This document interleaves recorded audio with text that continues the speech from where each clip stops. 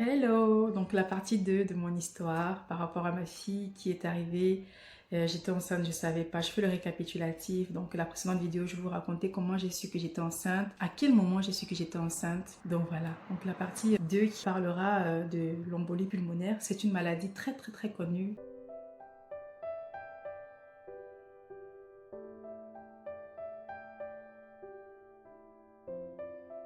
Et aussi, il y a beaucoup de personnes qui sont mortes de cette maladie, malheureusement. Mais Dieu, il a préservé ma vie. Et je lui dirai toujours merci pour cette grâce qu'il m'a accordée. Nulle était sa grâce, sa miséricorde. Je ne m'aurais pas vu revenir sur ma chaîne, en fait. Donc, on arrive aux urgences. Il est 19h par là. Devant les urgences, je dis, j'arrive pas à aller plus loin. Il me dit, qu'est-ce qu'il y a? Je lui dis, j'ai envie de vomir. Je supporte pas l'odeur des urgences. Je supporte pas l'odeur. Il me dit, c'est pas grave. Donc, du coup, je vomis.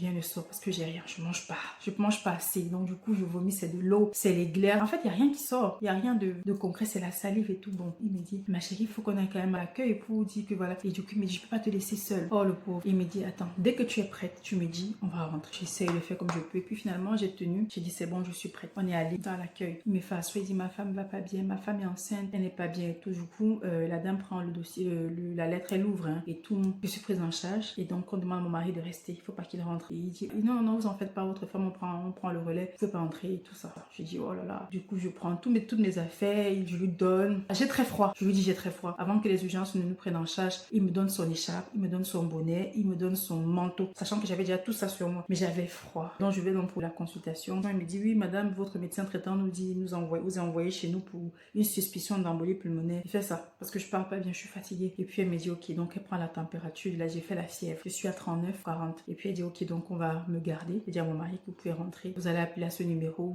Vous voulez avoir les nouvelles.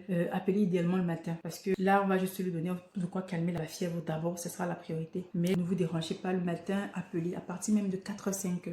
Il dit, ok. Donc, du coup, mon téléphone, j'ai là avec moi. Quand même, j'ai assez de batterie. Il me dit, n'hésite pas à m'écrire s'il y a quoi que ce soit.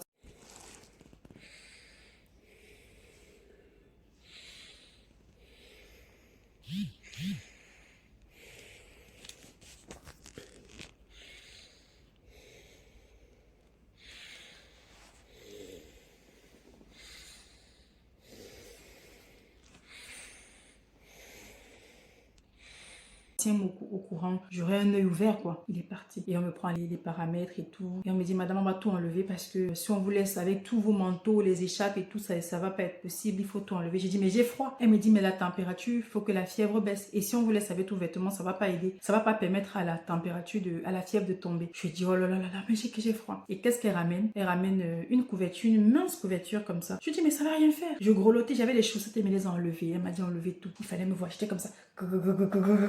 Et à la fin, elle ramène le Doliprane que je dois prendre, c'est par perfusion et tout. Elle me pose pas mal de questions auxquelles je réponds, je me rappelle pas. Parce que cette histoire que je vous raconte, ça va bientôt faire 1 an que ça a eu lieu. Et donc à la fin, je dors, je me réveille, je suis tellement mal.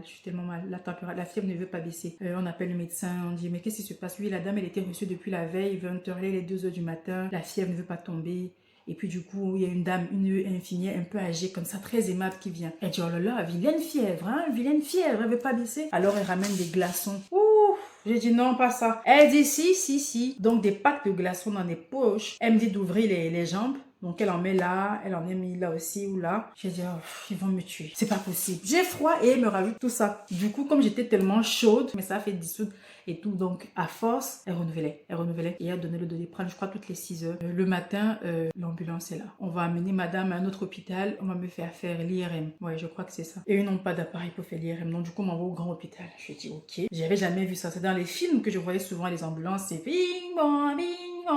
Avec le gyrophare. Donc quand moi j'étais dans la voiture, je me dis ah non, c'est comme ça que c'est. Il fallait rapidement m'y amener et il n'y avait pas d'amélioration. Du coup, je fais un message vite fait à ma famille, un message vite fait à mon mari qui venait le lendemain prendre des nouvelles. J'ai dit ça sert à rien de venir, on me change d'hôpital. Du coup, dans l'ambulance, les brancardiers qui me portent là, madame, ça va, vous êtes bien positionnée? Je fais ça parce que j'évite de trop parler, je suis fatiguée. Dans les couloirs, ça court, on va vite et puis du coup, on rentre dans l'ambulance, on est parti, on fonce. et puis mettre les gyrophares. Madame, ça va? J'ai dit, ça va trop vite. Bon, c'était les secousses et puis je voulais vomir.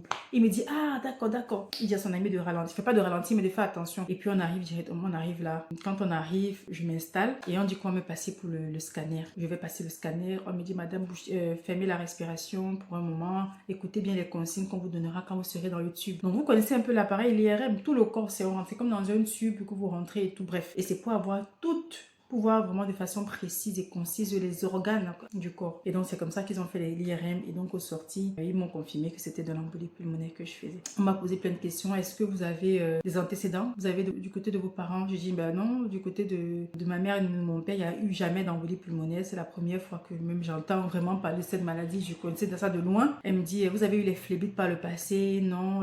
AVC dans la famille? Enfin, elle posait des questions. Je dis, ben non. Elle me dit, c'est très curieux ça. Ils ont fait des examens.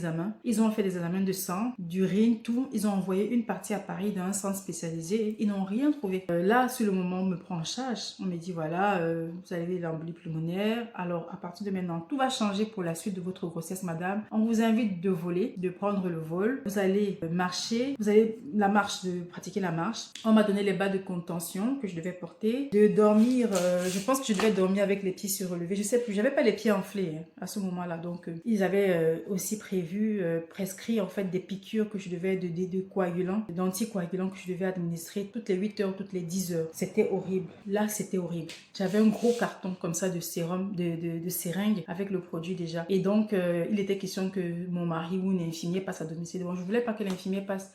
Au début, oui, j'étais un peu en mode oui, mais après, je me suis dit, bah non.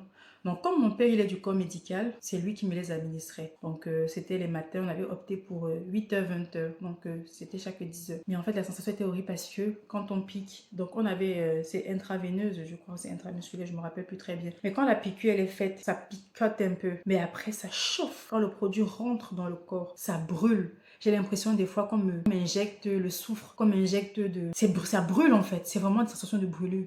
Et ça met long à partir. Donc des fois je craque, je pleure. Ouais, des fois je lâche. Des fois j'hurle. Donc du coup quand on me pique, ma fille aînée du coup ne doit pas être à côté parce que maman bobo, et elle pleure. Au bout de 3 semaines, donc je fais ça et je parle plus en fait. Je communique par écrit.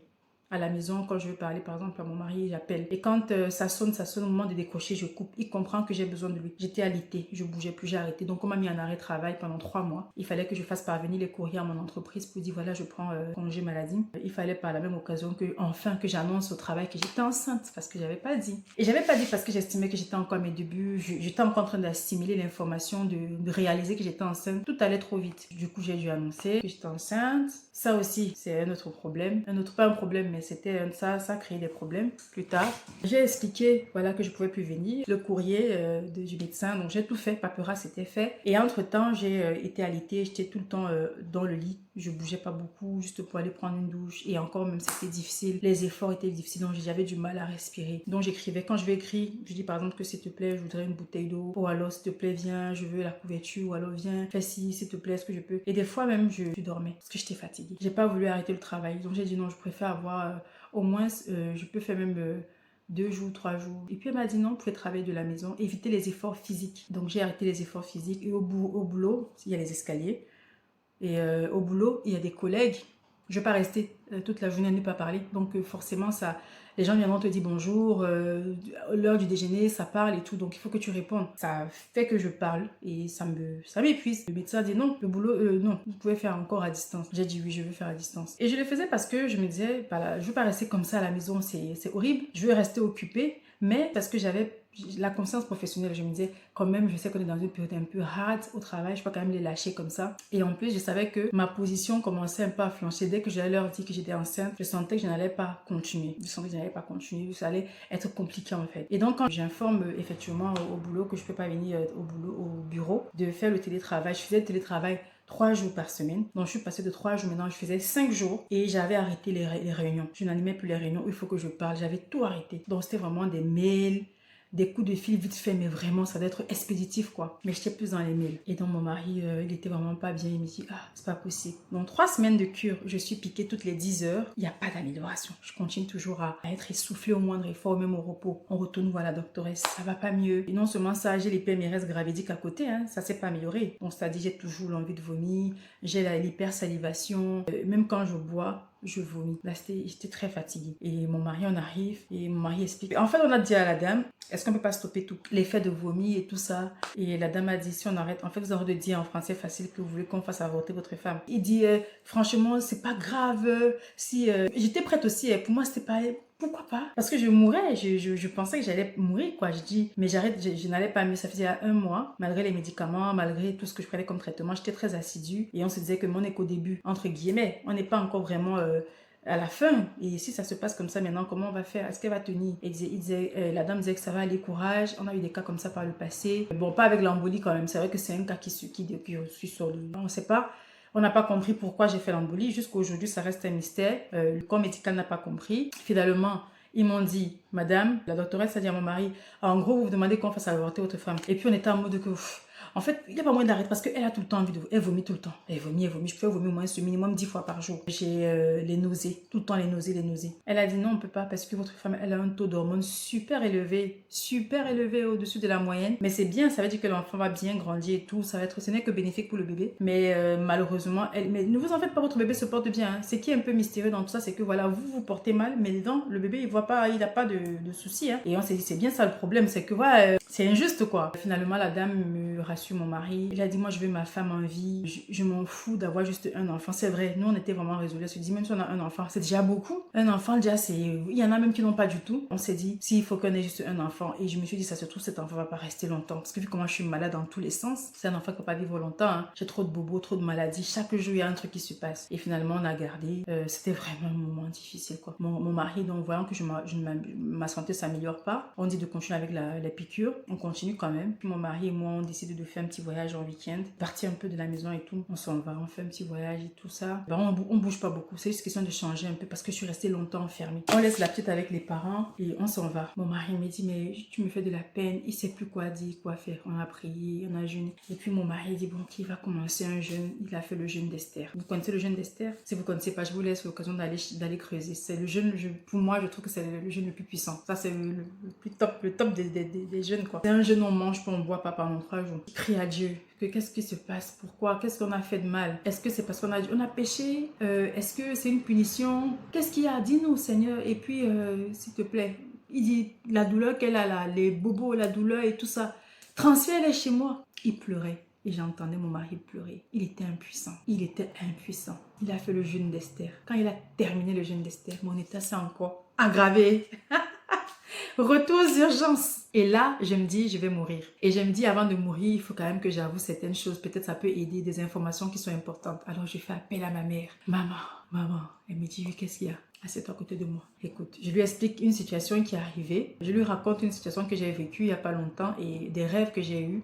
Et que je soupçonne que peut-être c'était un signe que Dieu m'envoyait par rapport à ces rêves-là. Voilà une situation que j'ai vécue par rapport à une connaissance. Et je lui dis, voilà, peut-être que c'est là le nœud du problème. Ma mère m'a dit, ok. Quand je finis de parler, pendant que je parle, j'ai les larmes. En fait, pour moi, c'est un peu comme un au revoir. C'est fou, hein? Parce que ça va pas mieux et tout. Mon mari, il a pleuré, il était vraiment pas bien. Et donc, ce soir-là, on retourne aux urgences. 2e fois. Et quand on arrive, on m'interne. Ils disent que, ouais, ils comprennent toujours pas mon état. On comprend pas. Ils me disent de continuer simplement avec les anticoagulants. On change d'anticoagulants. La molécule reste en fait la même, mais elle change.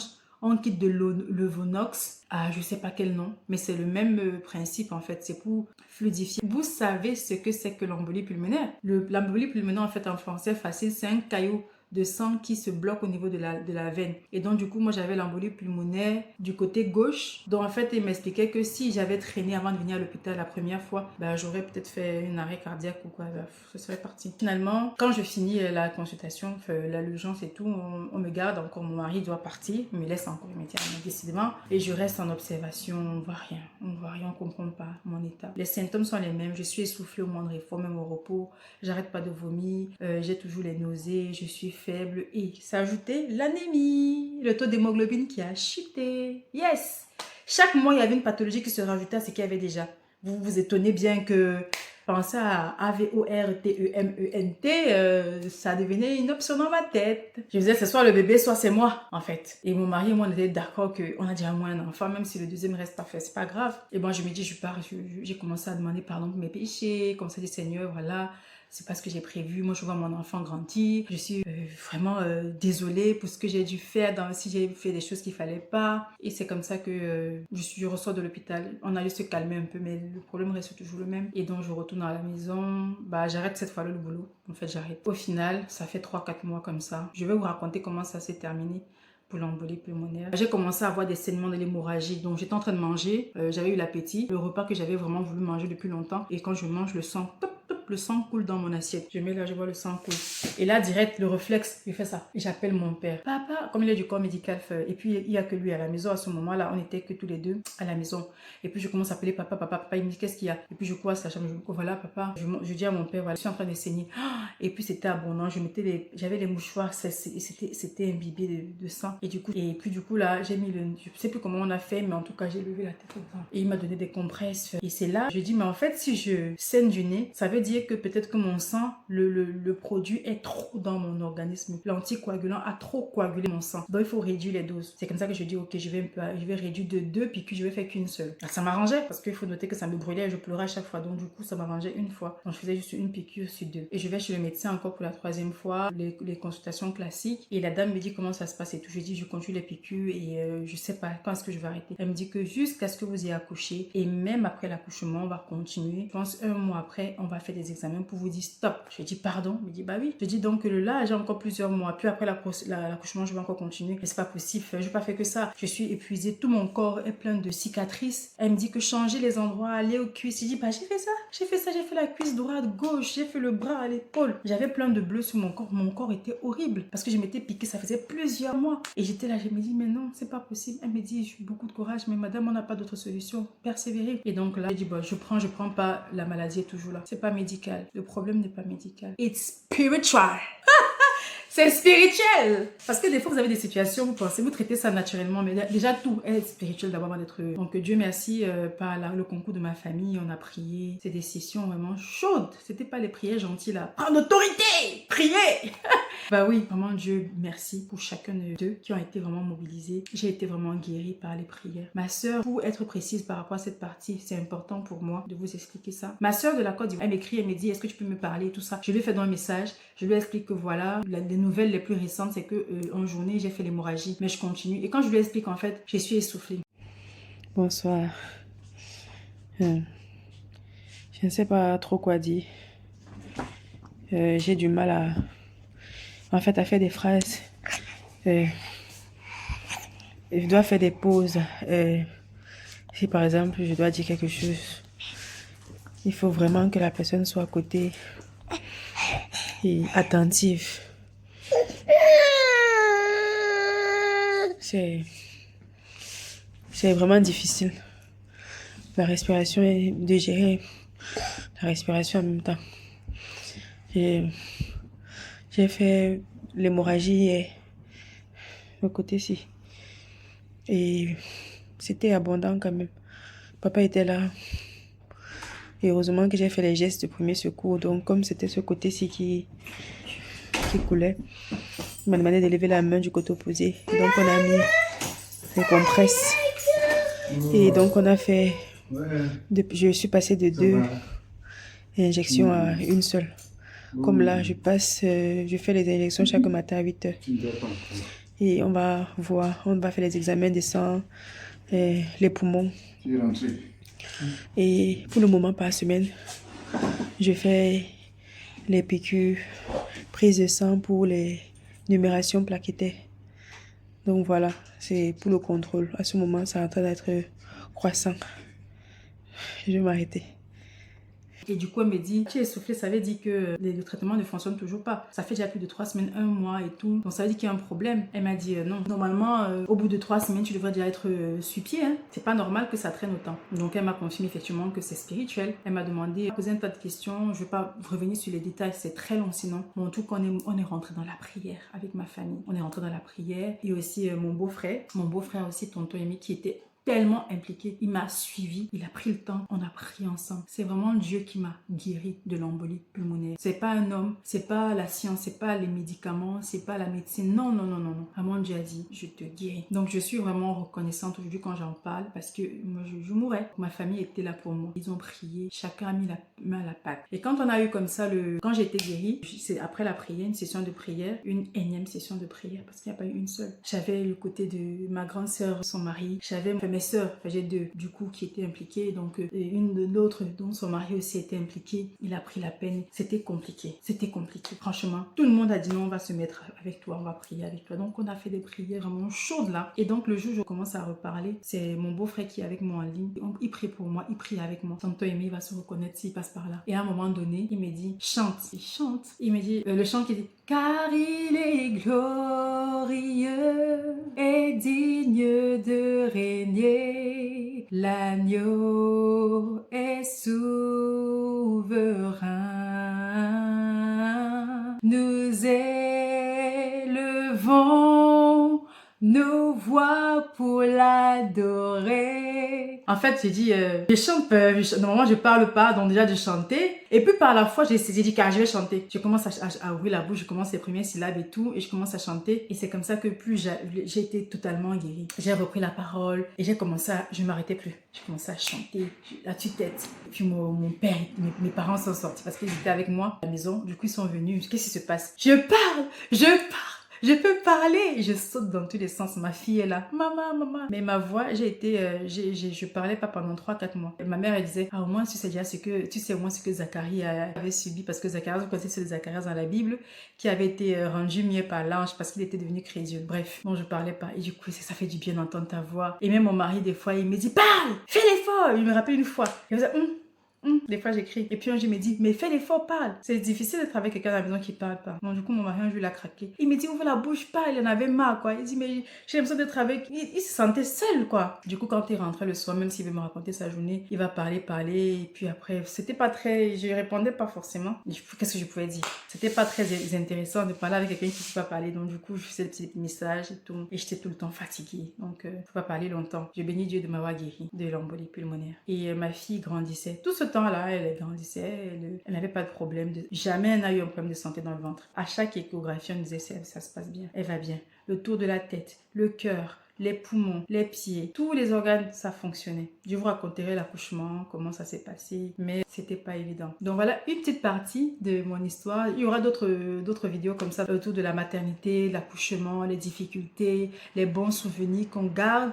J'aimerais bien la prochaine fois avec Godefroy. Pourquoi pas, comme ça, il pourra compléter certains points. En tout cas, je vous remercie d'avoir pris le temps de m'écouter et j'espère que ma vidéo vous a plu et vous a édifié. Je pense que si quelqu'un de mettre est enceinte ou quelqu'un a l'embolie pulmonaire, vous comprendrez mieux ce que c'est parce que c'est une maladie et puis je tombais sur des vidéos sur l'embolie pulmonaire parce que je voulais comprendre et je tombais sur des vidéos des gens qui ouais ma mère est morte de ça, ma copine est morte de ça. J'ai dit hey, attends ah non c'est sérieux comme ça. Donc je me rendais compte que ça jouait vraiment, ça me donnait des mauvaises idées. Donc du coup je combattais, je faisais les recherches mais je faisais le tri et je me rassurais de ne pas être une éponge, d'absorber tout ça mais de plutôt prendre l'information importante, de faire le tri. Bon voilà, en tout cas, aujourd'hui je regarde ma fille, mes yeux brillent, c'est plein d'étoiles là. Et waouh, je n'aurais jamais imaginé. Franchement, je la regarde encore aujourd'hui. Et même ce matin, je la regardais. Je dis, ah là là, ça a été dur de t'avoir. Hein. Elle me coûte tellement cher. Mes filles sont tellement chères à nos yeux. Elles sont tellement précieuses. J'ai trop galéré. Pour les mettre au monde, j'ai dit mince, les mamans souffrent quoi. Vraiment chapeau à chacune des mamans là qui m'écoutent. Celles qui ont accouché par voie basse, celles qui ont accouché par césarienne, celles qui ont adopté. La maternité, c'est pas l'ami de quelqu'un. La parentalité. Et aussi à mon mari, merci d'avoir été à côté de moi et d'avoir supporté. Parce que à un moment donné, j'étais comme une épave en fait. Je savais rien faire. C'est mon mari qui me lavait. Il lavait ma plus grande. Il me donnait à manger. Mes parents aussi étaient présents. Ils se tenaient pour moi. Ils se tenaient avec moi. Ah, j'ai vomi. Et aujourd'hui, merci Seigneur, tout ça est derrière moi. Donc voilà, la suite arrive. Passez une agréable journée et que Dieu vous bénisse. Bye bye.